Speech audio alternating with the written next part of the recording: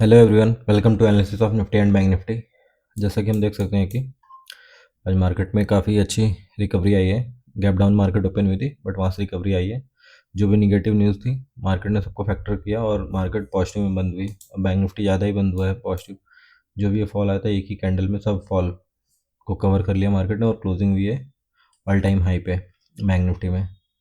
यहाँ पे ओपन तो हुआ था बट गया नहीं था। अब देखते हैं नेक्स्ट टारगेट बैंक निफ्टी का। अभी फिलहाल तो 61,000 से आज टच किया 61,000 को, उसके ऊपर भी गया था, वो भी शाम को थोड़ा बहुत, जो कि आपका 3 बजे टाइम हो गया था, क्लोजिंग के टाइम पे गया था बट जो है कि क्लोज हुआ है उसके नीचे। देखते हैं नेक्स्ट टारगेट तो आपका 400 तक और फिर आपका ऑल टाइम हाई यहाँ तक भी जा सकता है बट स्लोली जाएगा। और रिकवरी का मेन आपका समझ लीजिए बैंक निफ्टी को पुल करने वाला मेन इंजन था एचडीएफसी बैंक। ये भी अपने सपोर्ट से अच्छा बाउंस किया है। ये सपोर्ट है इसका, देखेंगे तो यहाँ से यहाँ पे भी देखेंगे तो लास्ट टाइम भी ऐसी कैंडल बनी थी, शार्प रिकवरी थी। आज भी अच्छी कैंडल बनी है। तो अब ये यहाँ तक आना चाहिए, ये जो रेजिस्टेंस है इसका यहाँ तक तो आना चाहिए इसको। अब यहाँ पे इसको रेजिस्टेंस मिलेगा 40 पे। तो अभी 15 पॉइंट्स और हैं बैंक एचडीएफसी बैंक के पास। तो 15 पॉइंट ये ऊपर जाएगा तो काफ़ी अच्छा मूव आएगा। और अगर हम देखें तो एक्सिस तो ऑल टाइम हाई पे ही है और रिलायंस भी रिकवर किया है आपका।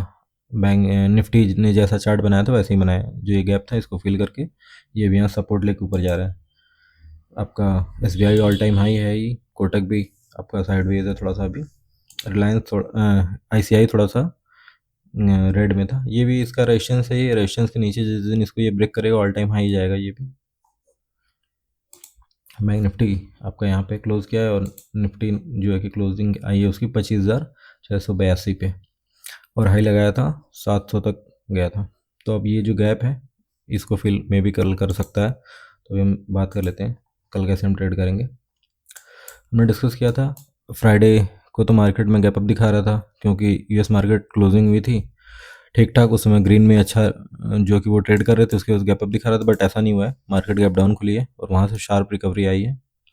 ये जो क्लोजिंग प्राइस है यहाँ से ऊपर गई, मार्केट फिर फॉल आया और फिर ऊपर यहाँ तक आ गई है। तो यही था कि इसके ऊपर अगर जाएगी तो अच्छी शॉर्ट कवरिंग आ सकती है। तो मार्केट यहाँ से तो फॉल की है तो यही एक्सपेक्ट लग रहा था कि मे बी इसमें ना आए, लेकिन बैंक निफ्टी कंटिन्यू ऊपर अपने आप को पुल कर रहा था। ये जो रेजिस्टेंस था उसको मार्केट काफ़ी देर तक देखेंगे तो रेजिस्टेंस पास ही होल्ड किया, उसके बाद फिर ब्रेकआउट आया, फिर वहीं सस्टेन किया, फिर ब्रेकआउट आया। तो ये ब्रेकआउट तो रिलायंस की वजह से आया। शाम को रिलायंस मूव करना शुरू किया है तो फिर ये ब्रेकआउट आ गया, नहीं तो यहाँ तक तो H D F C bank ही इसको पुल करके लेके गया था।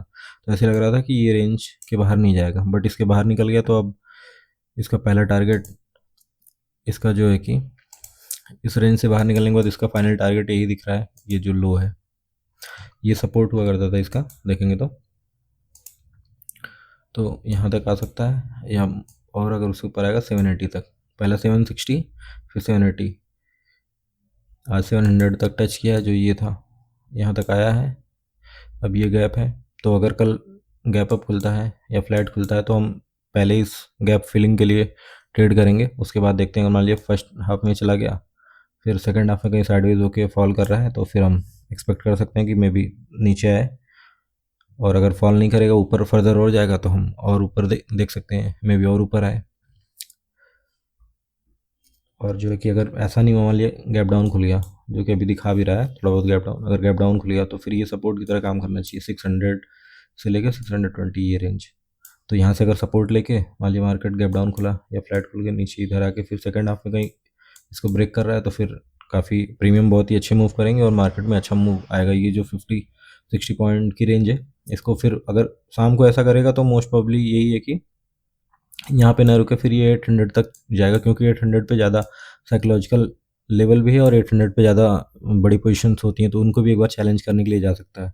उसको ब्रेक करे या ना करे वो अलग चीज़ है बट वहाँ तक पुल करने की कोशिश करेगा, फिर वहाँ से फर्दर साइडवेज होकर क्लोज हो जाए या फिर वहीं पे क्लोज हो या वहाँ से फॉल आ सकता है, वो हम डिसाइड करेंगे तभी। बट फिलहाल के लिए यही सेटअप अभी है क्योंकि अगर देखेंगे तो जो भी इधर सेलर थे आज मार्केट सबको निकाल दिया है। अब अभी नीचे तो कोई ऑपरेटर है उसको तो टारगेट करना नहीं है, यहाँ पे जो भी बायर आए थे उनको निकाल दी मार्केट। उसके बाद फिर यहाँ पे देखेंगे तो साइडवेज से मार्केट मेन बायर आए होंगे जब ये ब्रेकआउट आया था तो यहाँ वाले जो हैं वो अपना एसएल देंगे अब इसके नीचे। और अगर अगर साइकोलॉजिकल नंबर देखें तो 500 के नीचे जो भी इधर है तो मार्केट अब जब तक इसके नीचे नहीं जाएगा उनको हम टारगेट नहीं कर सकते, तो मार्केट के साथ ही चलने की कोशिश करेंगे। अगर मान लीजिए गैप डाउन हुआ, गैप डाउन यहाँ हो रहा है, यहाँ हो रहा है, और मार्केट ऊपर जा रही है, अपने आप को ऊपर अगर जो है कि पुल कर रही है, अपने आप को सपोर्ट से बाइंग दिखा रही है, या कहीं भी अच्छी स्ट्रॉन्ग कैंडल बाइंग साइड बन रही है, तो फिर हमको बाइंग का ही सेटअप देखना है, सेलिंग का भी नहीं देखना है। अनटिल एंड अनलेस मार्केट पहले 600 के नीचे आए, फिर इसके नीचे आए, तब हम कहीं एक्सपेक्ट करेंगे ठीक है। अगर 560 के नीचे आएगी तो फिर हम एक्सपेक्ट कर सकते हैं ठीक है, एक बार मार्केट 500 भी आ सकती है,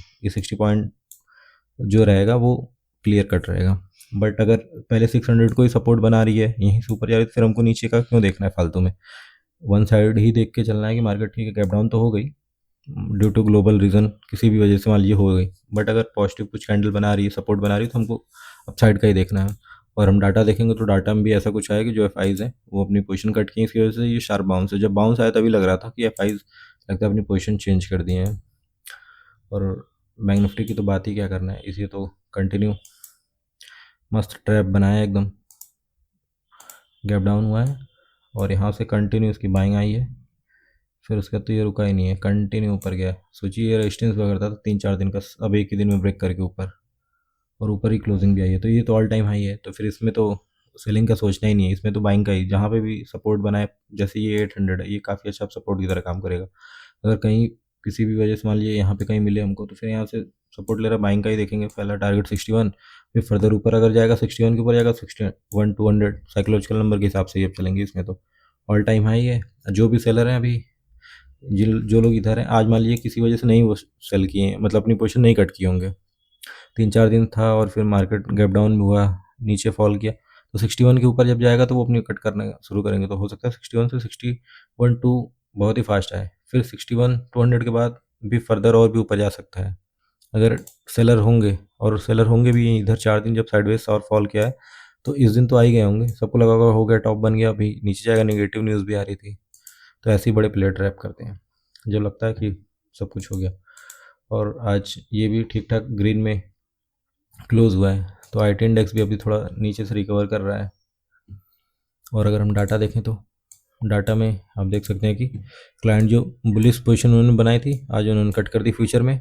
FIs जो फ्यूचर लॉन्ग की शॉर्ट किए थे वो कट किए, ऑल्दो थोड़ा सा ही किए बट किए हैं। प्रो भी देखिए थोड़ा सा ही उन्होंने ऐड किया, ज़्यादा नहीं। कॉल इन्होंने ऑप्शंस में बड़ा खेल किया, ऑप्शंस में देखिए कॉल बाइंग की है, और जो पुट था शॉर्ट उसको कम कर दिया, मतलब नीचे मार्केट गैप डाउन खुली, उन्होंने पुट अपना जो भी बाइंग थी उसको जो कि निकालना शुरू कर दिया, इसकी वजह से मार्केट बाउंस कर गई है। और प्रो भी वही किए हैं, देखिए कॉल बाइंग किए हैं और पुट जो भी था पूरा निकाल दिए, बस थोड़ा सा रह गया है। और क्लाइंट उल्टा कर दिए, नीचे मार्केट मिली है तो ये कॉल शॉर्ट कर दिए हैं, इनको लगा कि मार्केट अभी 500 की भी नीचे चली गई है, नीचे जा रही है, सेंटिमेंट निगेटिव है, न्यूज़ निगेटिव है, तो इन्होंने क्या कर लिया, पुट जो शॉर्ट किया था उसको निकालना शुरू कर दिया और जो कि कॉल शॉर्ट करना शुरू कर दिया। तो जैसे ही ये बेरिश हुए हैं, बड़े प्लेयर अपना जो भी उनके पास बेस पोजीशन थी उसको बुक करना शुरू कर दिया और मार्केट उसके बाउंस आ गई है। तो अगर कल भी ऐसा होता है तो फिर, और अब हो सकता है क्लाइंट जब तक 25,800 के ऊपर ना जाए या 26,000 के ऊपर ना जाए मार्केट, तब तक ये अपनी पोजीशन नहीं चेंज करने वाले हैं। ये तब तक ऐसे ही करेंगे, मार्केट में बाउंस आ गया ये अपना एवरेज करेंगे, जो भी इनके पास लॉन्ग है उसको कम करेंगे और शॉर्ट ऐड करेंगे फ्यूचर में भी, इसमें भी। जब इस 25,800 के ऊपर जाएगी तब हो सकता है फिर इनको लगेगा कि लगता है ऊपर जा सकती है, तो फिर ये अगर ऐड करना शुरू करेंगे फिर वहाँ से मार्केट फॉल कर जाएगी। बट अगर ये ऐसा नहीं करेंगे, 25,000 की जगह ये 26,000 तक अगर वेट किए तो 26,000 तक मार्केट चली जाएगी। तो मोस्ट प्रोबेबली तो अभी यही दिख रहा है कि देखिए ये दो ही जगह एक्टिव होते हैं, तो उसके हिसाब से अभी यही है। कल के हिसाब से भी हमको जो नीचे के बायर हैं वो सेफ हैं, और जो ऊपर वाले हैं आपका ब्रेकआउट के बाद आए हैं 600 के बाद, तो वो अपना पोजीशन तो तभी कट करेंगे जब मार्केट उसके नीचे जाएगी। तो हमको बाइंग का ही देखना है, क्योंकि मार्केट में इतनी अच्छा बाइंग आई है, तो कोई प्लेयर अच्छा बाइंग करके ऊपर ले जा रहा है तो फिर उसके साथ रहना है ना, अपोजिट में क्यों जाना है। अपोजिट में जाएंगे फंसी जाएंगे, मान लीजिए कहीं से इधर थोड़ा सा रिट्रेसमेंट आया और कल एक्सपायरी भी है, तो सेकेंड हाफ में मार्केट अच्छा मूव कर सकती है, या फिर मान लीजिए फर्स्ट हाफ में ही ऊपर जा रही है तो फिर सेकंड हाफ में कहीं साइडवेज होकर अगर फॉल भी आ सकता है। देख सकते हैं हम कि मार्केट कैसे कर रही है ट्रेड, उस हिसाब से हमको डिसीजन बनाना पड़ेगा। फिलहाल के लिए बुलिश बायस ही रखिए, उसी में फ़ायदा है। अपोजिट में जाएंगे फालतू में लॉस होगा। बाकी वीडियो अच्छा लगा तो लाइक करिए, शेयर करिए, सब्सक्राइब करिए। Thank you.